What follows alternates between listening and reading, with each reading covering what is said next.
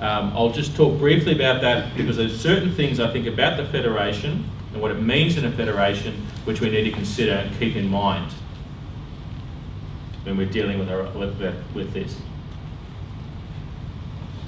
Now, after the First World War, the efforts of the Assyrian nation building concentrated in Iraq, since Iraq became the first Middle Eastern country with a significant Assyrian population in many years. What I mean is that the Assyrians were spread out, but you had all kinds of problems happening with the Turks and the genocides and all kinds of things going on. You had some issues with the Shiites in Iran, but it was better for the Shiites than it was with the Sunnis. But you did have a French and then British protectorate in the north of Iraq. So a lot of people concentrated there. And so it became more and more the geographical centre of the Assyrian people, the population. However, because Assyrians were saying, okay, we're now in this area, but we want our own nation, we want our own autonomous region, you had a situation that the Iraqi government at the time, which I think was monarchist at the time, wasn't happy with that. They wanted the Assyrian people to be subjects and to be under their control and do what they wanted to do. Simple as that. By the Assyrian people asking for nationhood, by sending people to the United League of Nations, etc., demanding these things, and discussing it with the British, discussing it with the French and whoever else would talk with them, and talking with the Iraqis about it as well, the Iraqi government became more and more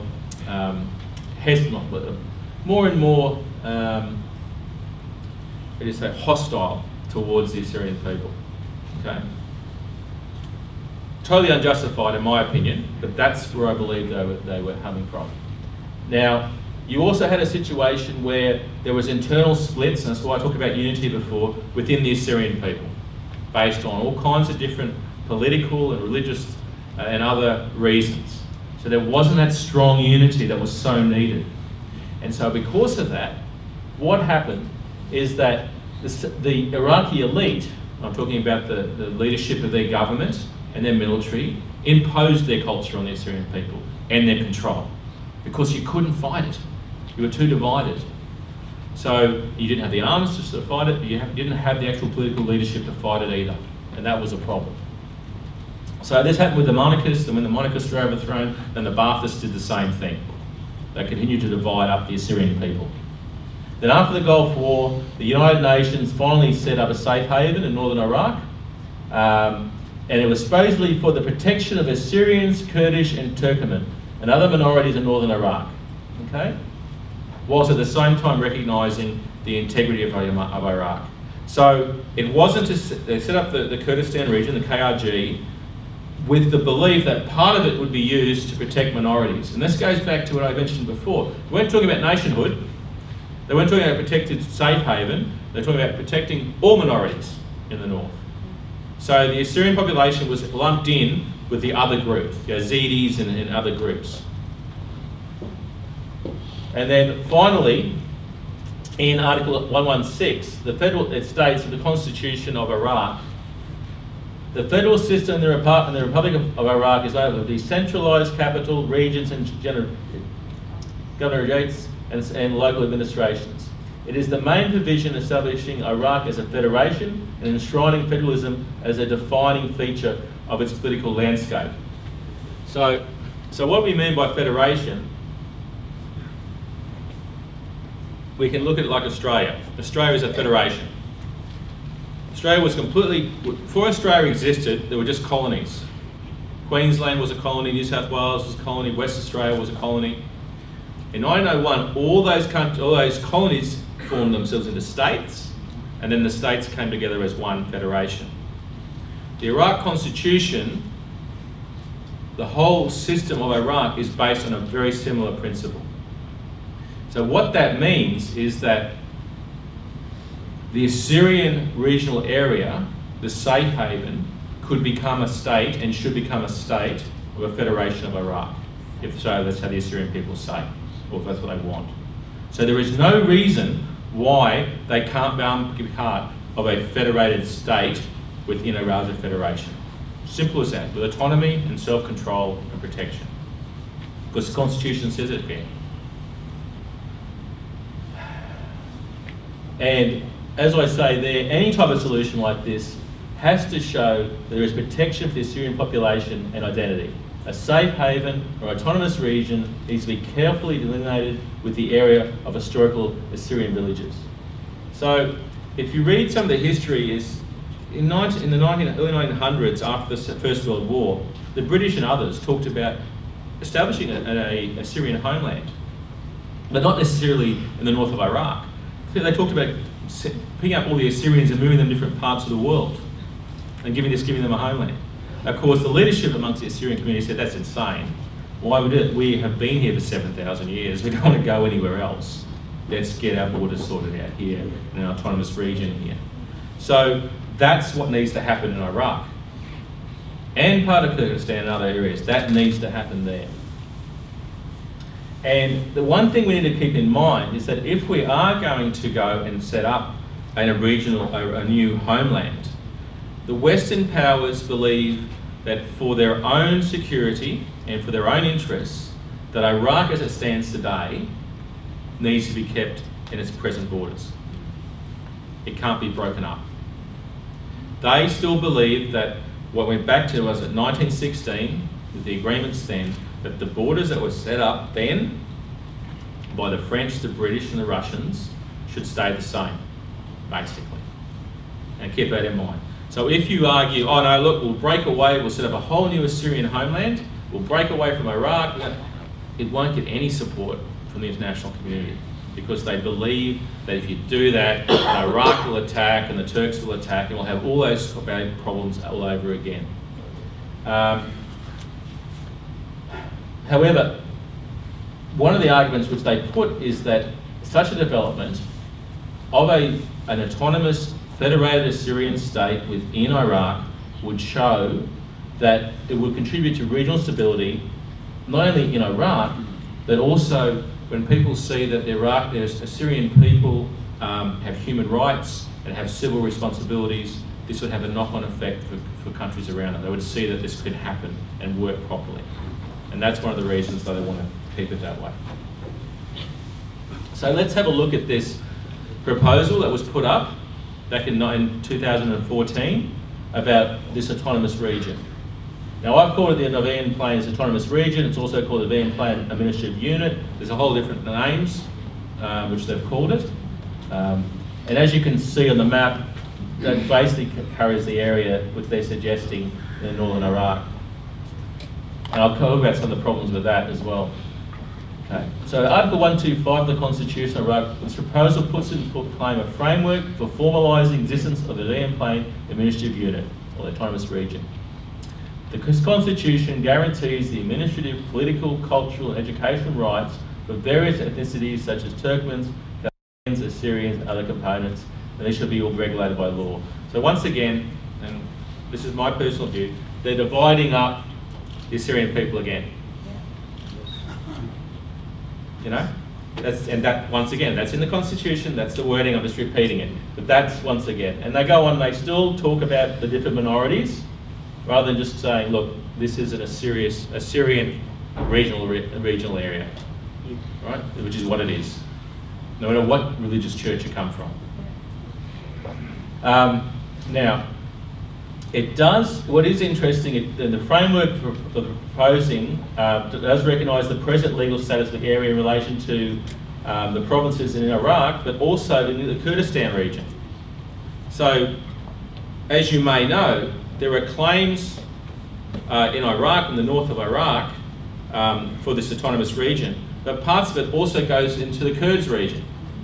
And we'll go into that in a moment, and you know where I'm going with that comment, right? So you've got a situation where they're suggesting a safe haven, a regional area, but it also goes into the Kurdish area, which if you put your head on, if you're from the Kurdistan government, the KRG, what would you be thinking about that? You'd be saying, what, you want to take some of our area as well, do you? That's what they'd be thinking. I wouldn't necessarily agree with that, but that's the thinking is. So it begins conflict again, and it divides up the group again. They're playing politics once again. You call the Assyrians different names, divide their churches up, and then you throw the Kurds in on top, and divide that up as well for more conflict. Article 1221 states that provinces consisting of districts, counties and villages.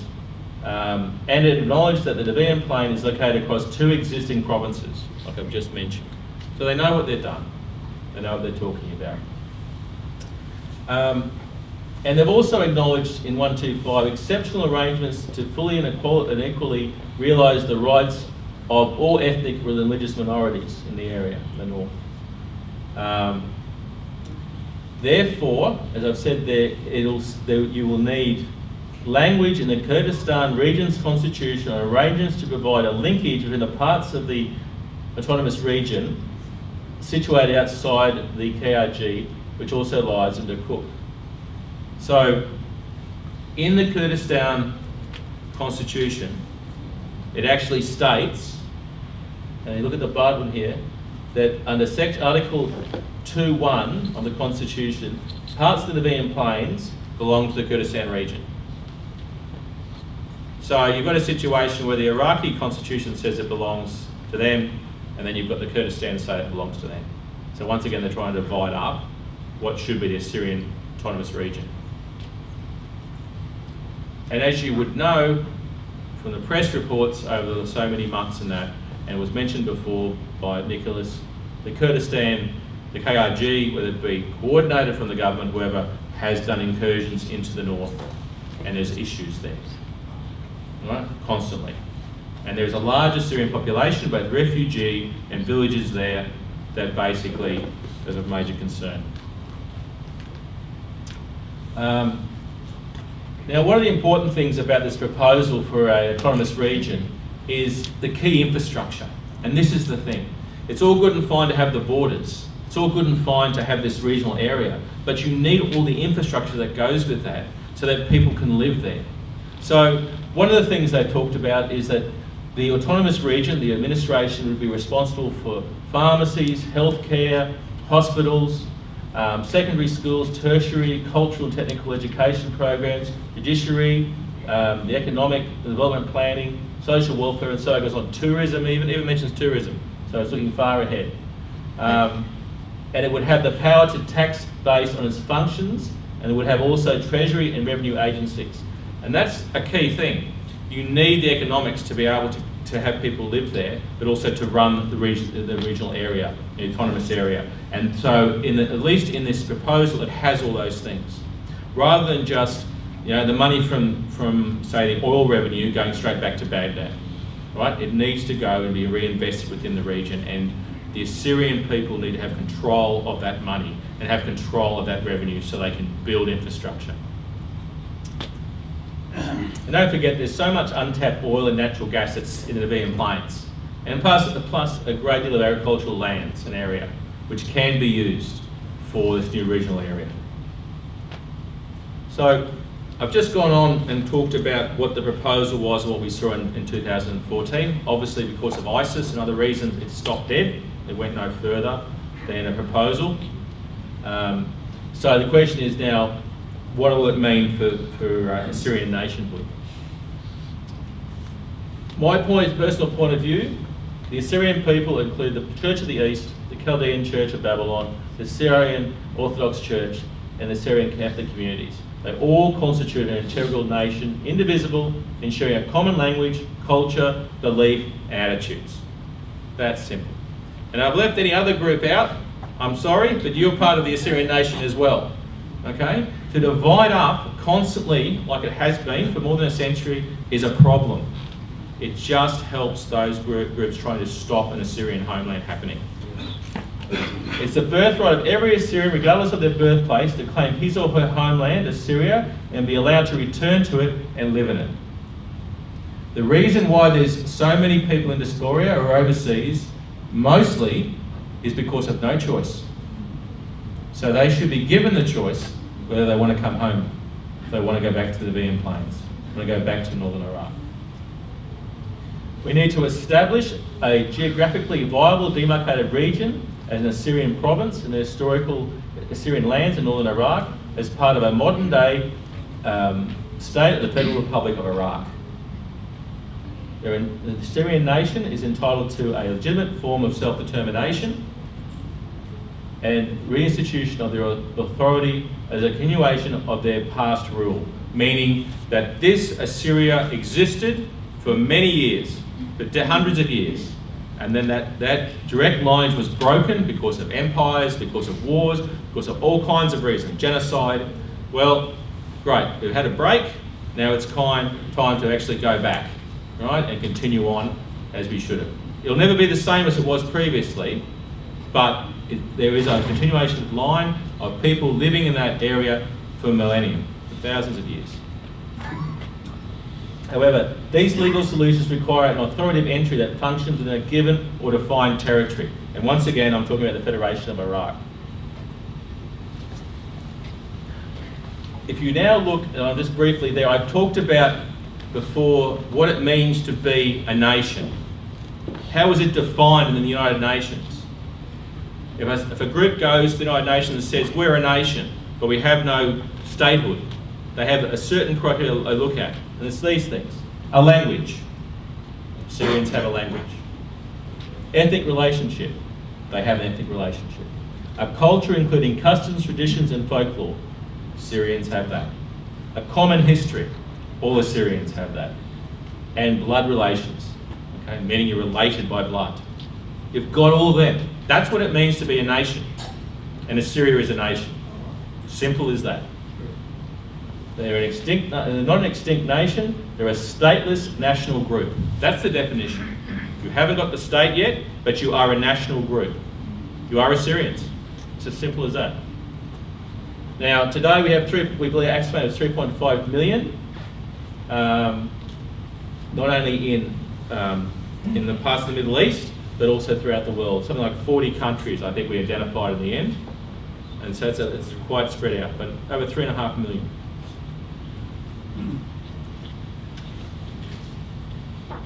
Okay. So, as I mentioned before, self-determination for indigenous Assyrians to reside in their homeland, and self-determination for the dispersed Assyrians who play an equal role. So you would give nationhood to everybody who's classed themselves as Assyrian, not just those living in northern Iraq. If they're living in Australia, if they're living in the US or Canada or Germany, wherever they are, they all can basically become Assyrians. And I know that this has happened before, because I'll go back to what I talked about 100 years ago in Ireland.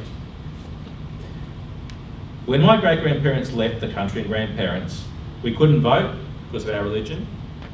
We didn't have a parliament. Everything was dictated by the English in London. So we couldn't even speak. Did you know that Ireland had its own language? It had Irish, right? We weren't allowed to speak it when they came here. All right, very similar to what happened with you.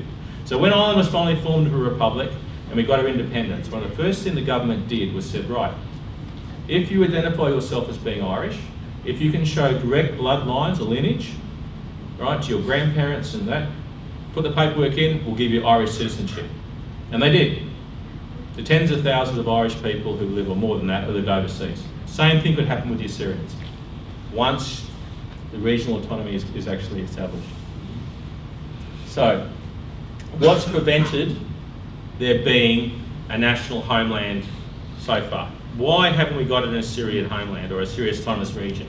My opinion, firstly because of the West, both Russian and Western opposition to secular identity formation. They wanted Iraq to exist in those borders as they created back in 1916. They didn't want any changes with that. There is the competition between European powers to patronise the Assyrian people. So meaning, yeah, come and be a British levy, come and fight with the Russians against the Turks. I mean, they did all these things, right? And promised all kinds of things, but they wanted control. So to give full independence means they would never have full control. And to be honest, the failure of the Assyrians' attempts to collectively participate in representation in political institutions in Iran, Iraq and Turkey. Now, that comes down to leadership. And that changed, the AUA was set up, things were moved on. It's a very different position as we are now. But there are still divisions amongst the political groups within that. But prior to those times, and I'm happy to be guided, either the Assyrian people didn't actively participate in the political process or just weren't allowed to. Simply, probably just weren't allowed to because you're Christians, which is probably the grain of belief. And I would still argue that Iraq does not view Assyrians as part of their society even today. They're prepared to give an autonomous region, it appears, but I would still question just how integrated and how much that means and how much respect it means for the Assyrian people. Maybe it's time to change those borders that were set up in 1916 and expand the Assyrian area, but we know, as I mentioned before, that Western powers think the integrity of Iraq is too important for regional security. So, I'll wind up now, I'll give my conclusions, what I think needs to be done. We have a great aspiration to build an Assyrian homeland. Simple as that. Have an autonomous region where people are protected, where people can protect their lives, but their cultures, their religion, what is important to them. Very important. But aspiration is not enough. We can all sit in this room and say, oh look, I want to have an Assyrian homeland, and I do. I'm an Irishman, but I tell you, I want an Assyrian homeland. Right? But what are they talking about?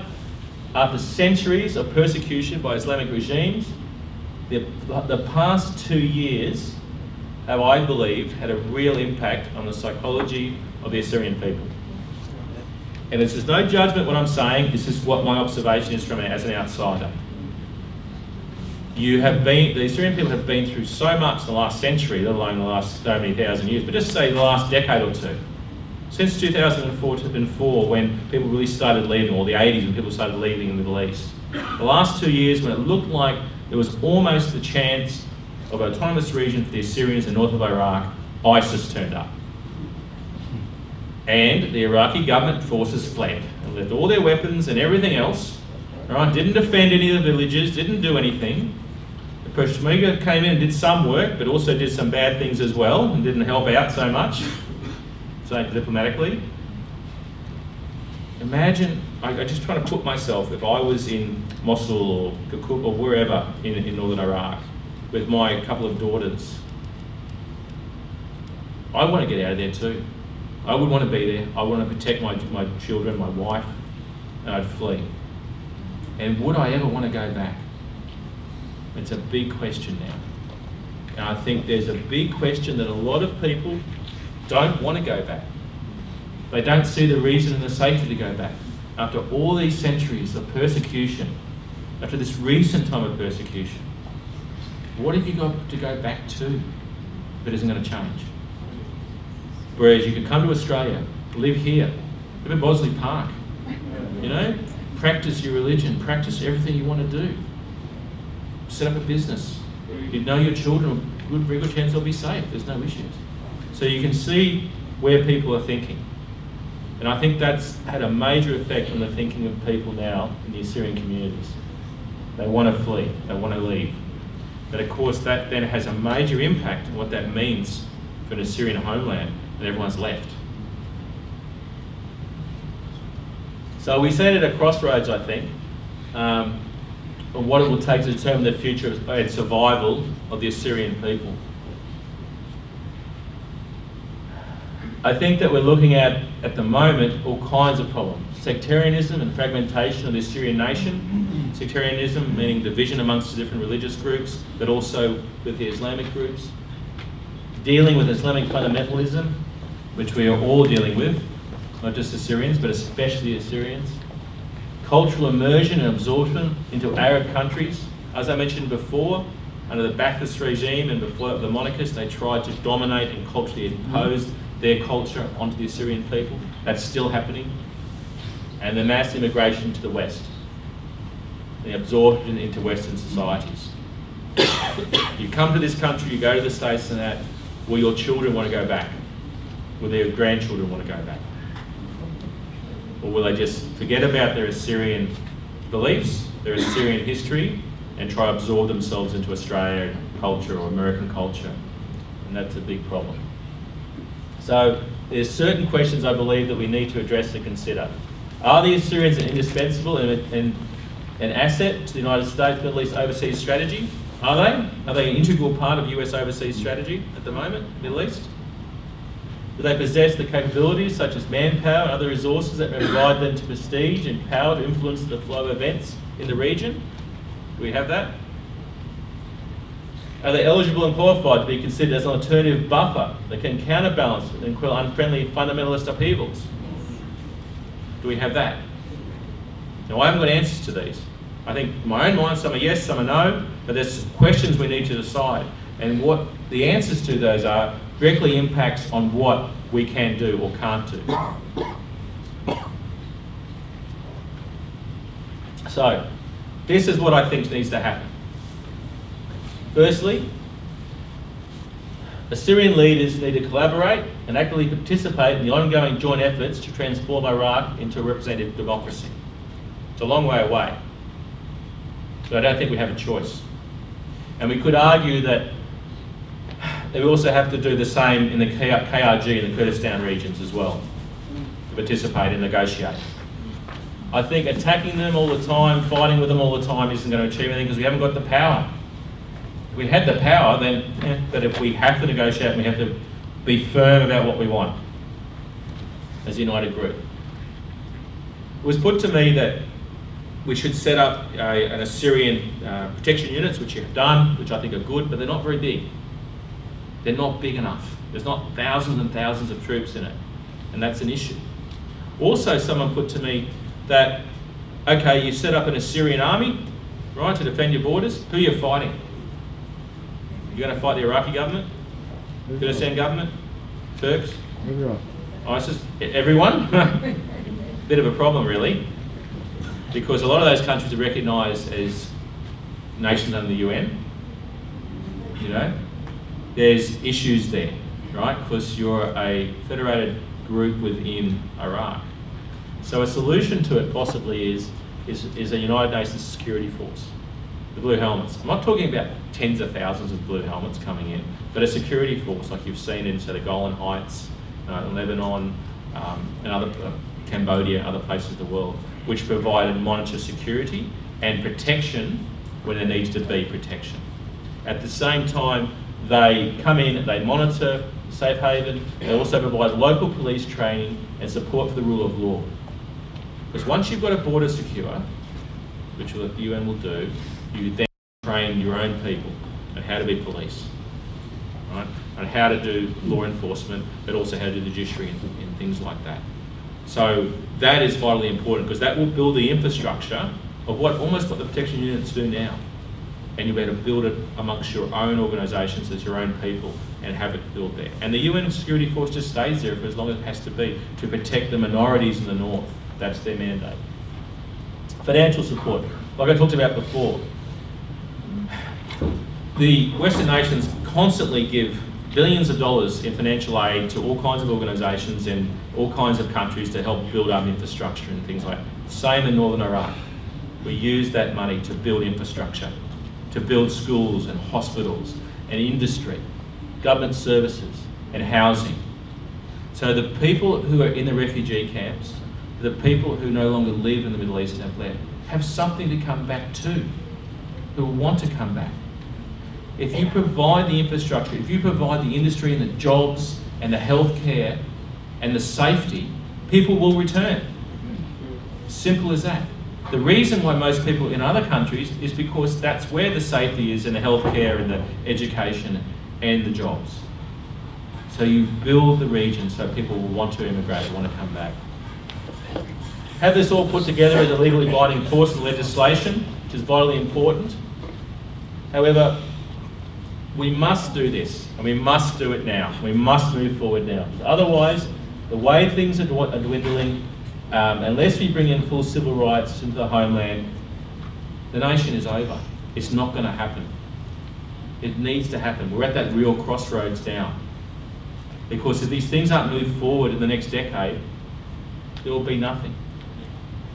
So in order to survive, like I've said in my last point, we must unite under one Assyrian identity.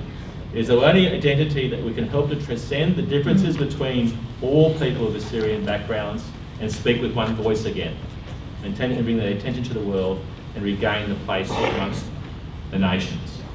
And that's the way to do it. That is the only way to do it. So that's me. I hope I haven't bored you with what I've had to say. It's vitally important that we're unity be put forward amongst all Assyrians. It's as simple as that. And we need to do that. And put aside the things that don't really matter, because they don't. What matters is the survival of the Assyrian nation and the building of an Assyrian nation. And the only way we will do that is to deal with the political realities and put in place pragmatic solutions to make these things happen. So thank you for today. Thank you to the AUA and Young Assyrians. I hope you've enjoyed it.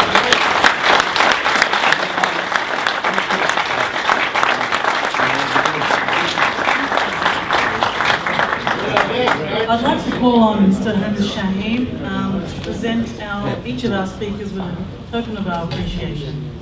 Mr. Shaheen.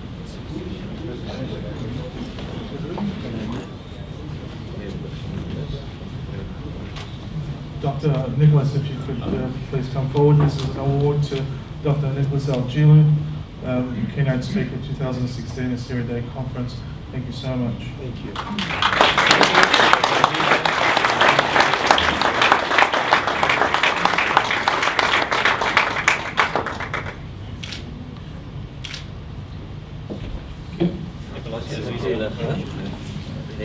And Dr. McDermott, the President Statement of the Prospect,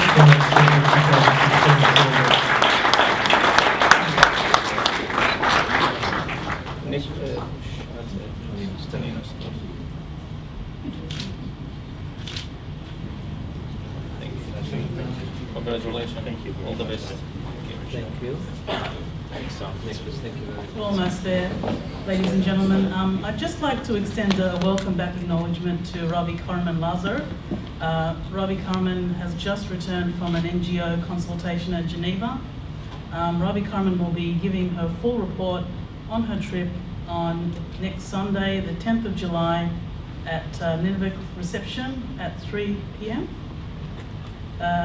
We look forward to your report, Ravi Karman. Thank you.